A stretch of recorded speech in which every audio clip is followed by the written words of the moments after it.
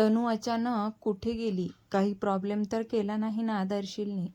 नक्कीच काहीतरी गडबड आहे, पण आरुषी मला बोलली कसं नाही? त्याच्या मनात एक ना अनेक प्रश्न उभे राहिले होते. तो विचार करत असताना त्याचा मोबाईल खणाणला. आरुषीचा कॉल होता. त्याने लगेच कॉल रिसीव्ह केला. हॅलो सर, इथे एक प्रॉब्लेम झालाय. काय झाले? सर, बहुतेक या दर्शीलने मिसेस सोहोनींना काहीतरी खायला दिले. सर, याची लक्षणे ठीक नाही आहेत. त्याची आई वडील दोघेही मला विचित्र वाटले सर. त्या दर्शीलच्या आईने किचनमध्ये एक बॉटली लपवली होती. त्यातली पावडर मी माझ्याकडे काढून घेतले. मला वाटतं ती टेस्टिंगला द्यायला हवी. सर, दर्शील मिसेस सोहोनीचे हाल करून दिशा मॅमना लग्न करायला भाग पाडायचे सगळी तयारी करतोय. आरुषी, एक काम कर, तुझ्याकडे जी पावडर आहे ती माझ्याकडे पाठव. मी लॅबमध्ये टेस्टिंगला देतो. तू आता लगेचच हॉस्पिटलला जायला निघ. काही झालं तरी दिशाला एकटं सोडायचं नाही. काही धोक्याची घंटा दिसली की लगेच मला कॉल करायचा. हो सर, तुम्ही सांगाल तसं करेन मी. मी बाहेर पडते सर. आरुषीने त्याचा निरोप घेतला आणि कॉल कट केला. दिशा हॉस्पिटलला पोहोचली तेव्हा मिस्टर सोहोनी टेन्शनमध्ये उभे होते. त्यांचा चेहरा पूर्ण उतरला होता. डॅड, मॉम कशा आहेत? डॉक्टर चेक करतायत. मी सकाळी भेटले तेव्हा तर त्या ठीक होत्या. मग आता अचानक काय झालं? नाश्ता केल्यावर तिला अचानक त्रास व्हायला लागला. म्हणून मग हॉस्पिटलला घेऊन आलो. बरं ठीक आहे, तुम्ही काळजी करू नका. सगळं ठीक होईल, ती त्यांना धीर देत म्हणाली. तिला समोरून दर्शील येताना दिसला. त्याने तिच्याकडे पाहून खुनशी हसू केलं. नक्कीच काहीतरी गोंधळ आहे असं तिला वाटून गेलं. कदाचित मॉमना नाश्त्यातून काहीतरी दिलं गेलं होतं. ते काम दर्शीलच्या आईचं असणार याची तिला शंका होती. ती विचार करत असताना डॉक्टर बाहेर आले. मिस्टर सोहोनी डॉक्टरांना भेटायला गेले. डॉक्टर, कशी आहे ती? पेशंटची तब्येत ठीक नाही आहे मिस्टर सोहोनी. त्यांची तब्येत खालावत चालली आहे. त्या आता ट्रीटमेंटला नीट प्रतिसाद देत नाही आहेत.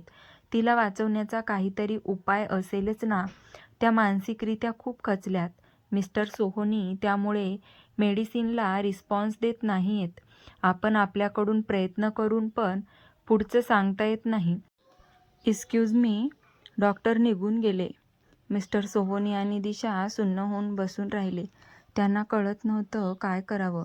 तिला शंका होती हे सगळं दर्शीलच्या फॅमिलीने केलं असणार, पण पुरावा तो त्यांच्याकडे नव्हता.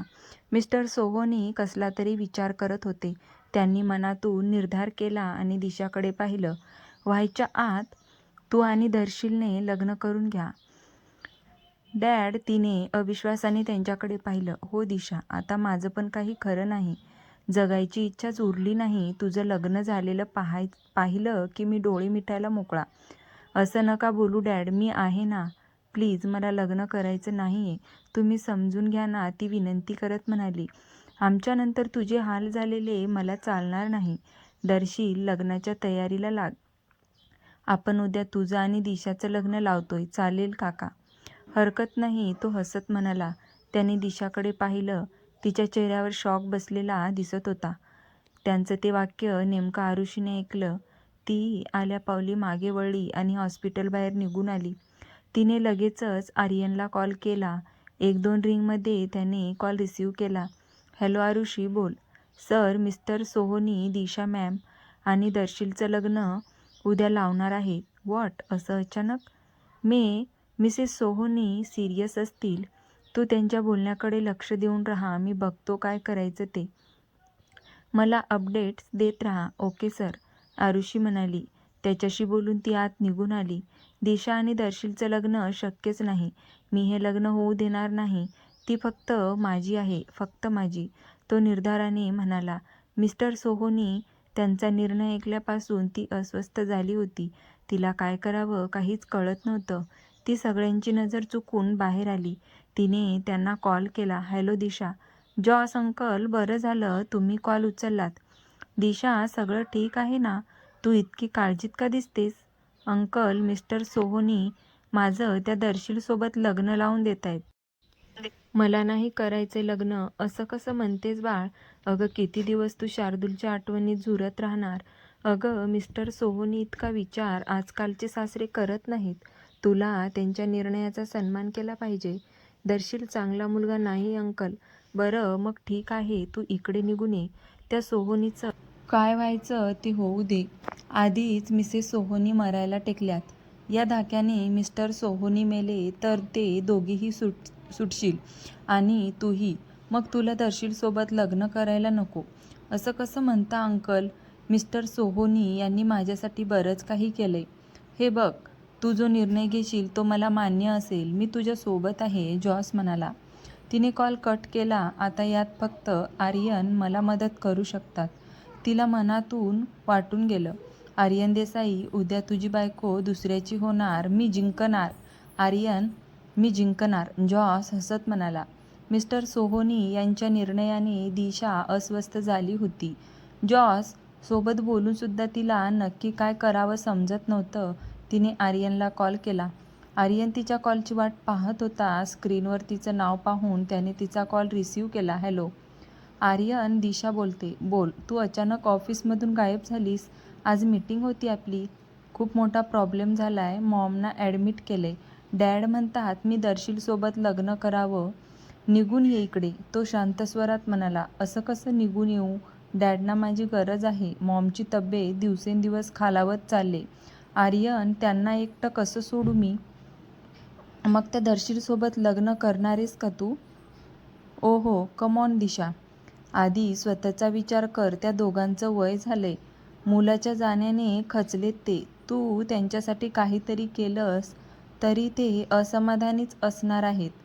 जरा तुझं डोकं लाव दिशा. तो थोडं चिडत म्हणाला. लावतेच आहे आर्यन, मी बघते काय करायचं ते. तिने कॉल कट केला. तिला आर्यनचं बोलणं पटत नव्हतं. मॅम, तुमचे सासरे तुम्हाला बोलवतायत. आले. दिशा पटकन आत निघून आली. मिस्टर सोहोनी काळजीत येरझाऱ्या मारत होते. दिशा, बरं झालं तू आलीस. डॉक्टर काय म्हणाले डॅड? मॉम बऱ्या होतील ना? त्या ट्रीटमेंटला रिस्पॉन्स करतायत ना? ती शेवटचा घटक मोजते. मिस्टर सोहोनी डोळ्यात पाणी आणत म्हणाले. काय? पण डॅड, मी दर्शीलला लग्नाची तयारी करायला पाठवले. आपण आजच तुमचं लग्न लावून देऊ. डॅड, एवढी गडबड का करतायत तुम्ही? तुला योग्य हातात सोपवलं की माझं काम झालं बेटा. तुला इंडियात मी एकटं सोडू शकत नाही.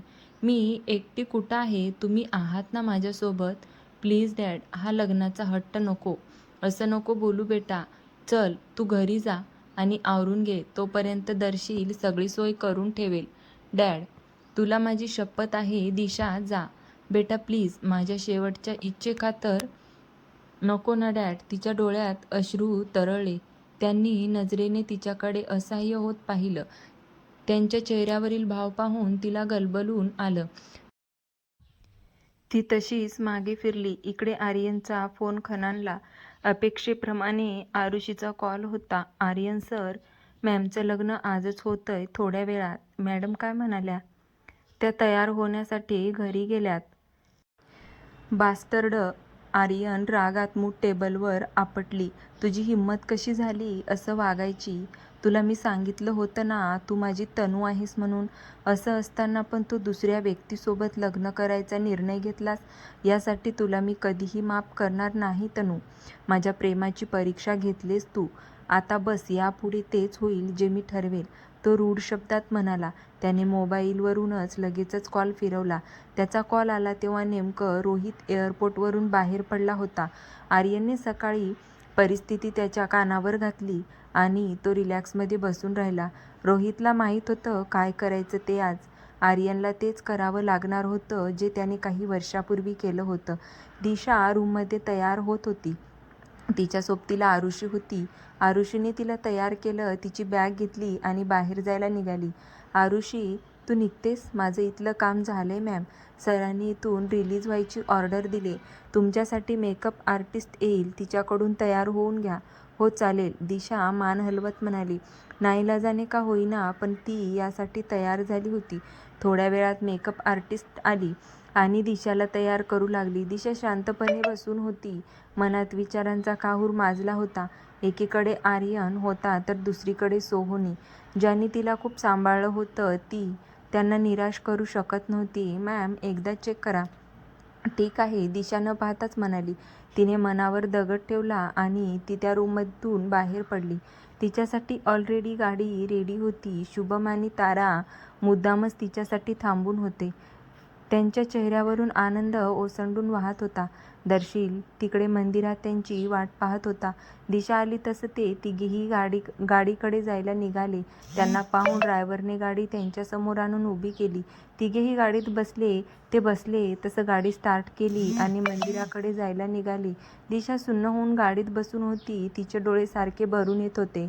आर्यनकडे ओढ घेत होते तर डोकं कर्तव्याकडे. थोड्या वेळात ते सगळे मंदिरात पोहोचले. लग्नाची सर्व तयारी झाली होती. दिशाला पाहून दर्शीलच्या चेहऱ्यावर खुनशी हसू पसरले. लग्नविधींना सुरुवात होणार इतक्यात अचानक मंदिराला काही गाईसने घेरले. काही गाईस मंदिरात आले आणि त्यांनी दर्शीलला आणि त्याच्या फॅमिलीला पकडलं. हे सगळं काय सुरू आहे? दर्शील भडकून म्हणाला. रिलॅक्स दर्शील. समोरून एक भारदस्त आवाज त्या मंदिरात घुमला. तो आवाज ऐकून दिशाच्या चेहऱ्यावर आश्चर्य पसरलं. आर्यन देसाई, तू इकडे काय करतोस? हा सगळा काय तमाशा सुरू आहे? दर्शील भडकत म्हणाला. हे तर मी तुम्हाला विचारायला हवे. तू जिच्यासोबत लग्न करायला निघालास ती माझी आहे आणि माझी गोष्ट मी इतकी सोडत नाही. दर्शील तो दिशाकडे पाहत रागाने म्हणाला. आर्यन, सोडा त्यांना. मी तुला विचारलं नाहीये की मी काय करायचं आणि काय नाही.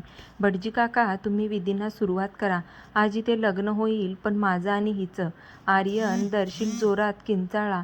आर्यन, काय बोलताय तुम्ही? मी डॅडचा विश्वासघात कधीही करणार नाही. एवढ्या वाईट परिस्थितीत ही त्यांनी माझा विचार केला. ज्यांना जर हे समजलं ना तर खूप त्रास होईल. त्यांना प्लीज थांबवा हे सगळं. जरा तरी दुसऱ्याचा विचार करा. मी माझा सोडल्यास कुणाचाही विचार करत नसतो. मला जर हवंय ते मिळवतोच. नाटकं बंद करायचं आणि चुपचाप लग्नाला हजर राहायचं. तुम्ही जबरदस्ती करताय. जबरदस्ती? तू अजून माझी जबरदस्ती पाहिलेच कुठे? You know Aryan Desai is devil and heartless man. So baby, मी फक्त माझाच विचार करतो. माझी या लग्नाला तयारी नसेल तरीही मी तुला विचारलं, तू तयार आहेस का? त्याने तिरकसपणे तिच्याकडे पाहिलं. डॅड ऑलरेडी त्रासातून जातायत. मला त्यांना अजून त्रास द्यायचा नाही. खूप सहन केलंय त्यांनी. शार्दूलचा मृत्यू, मॉमचा आजारपण, या सगळ्यासुद्धा ते माझा विचार करतायत. आर्यन, सख्या बापापेक्षा जास्त करतायत माझ्यासाठी. मी त्यांना दुखवू शकत नाही. ठीक आहे, तुझी सासू तर गेलीच आहे. त्या धक्क्याने तुझा सासरा ॲडमिट आहे. या तिघांना पण मारून टाकतो. म्हणजे आर्यन, तुम्ही असं करू शकत नाही. या तिघांना काही होता कामा नये. समजलं तुम्हाला? जास्त बडबड करायची नाही. चल, समोर उभी राहा. आर्यन, कमॉन. तो जोरात तिच्यावर ओरडला. तिचे डोळे काठोकाठ भरून आले. मॉम गेल्याचं तिला आत्ता समजलं होतं. डॅडना धक्का बसून ते ॲडमिट आहेत समजल्यावर तिचं काळीज पिळवटून निघालं. ए दिशा, अजिबात त्याच्याशी लग्न करायचं नाही. दर्शील ओरडला. ए बावळटा, त्या सोहोनीच्या प्रॉपर्टीसाठी सुरू आहे ना तुझं सगळं? आधी त्याची प्रॉपर्टी उद्ध्वस्त करतो, मग बघतो कशाच्या जीवावर इतका माज करतोयस. अजून एक शब्द जरी बोललास तर पहिली गोळी तुझ्या भेजातून आरपार जाईल. आर्यन देसाई हे करूच शकतो. छुपावार करत नाही. मी जे करतो ते सारेआम करतो. भटजी काका, मंत्र म्हणायला सुरुवात करा. आर्यनने दिशाचा हात धरून तिला ओढत समोर उभं केलं. ती रागाने त्याच्याकडे पाहत होती. तो असं काही वागेल तिला वाटलंच नव्हतं. भटजी काकांनी भीतच मंत्र म्हणायला सुरुवात केली. दर्शील आणि त्याचे आईवडील झालेला तमाशा पाहत होते. त्यांना बंदिस्त केल्याने काही करता येत नव्हतं. समोर आर्यन आणि दिशाचं लग्न पार पडत होतं आणि इकडे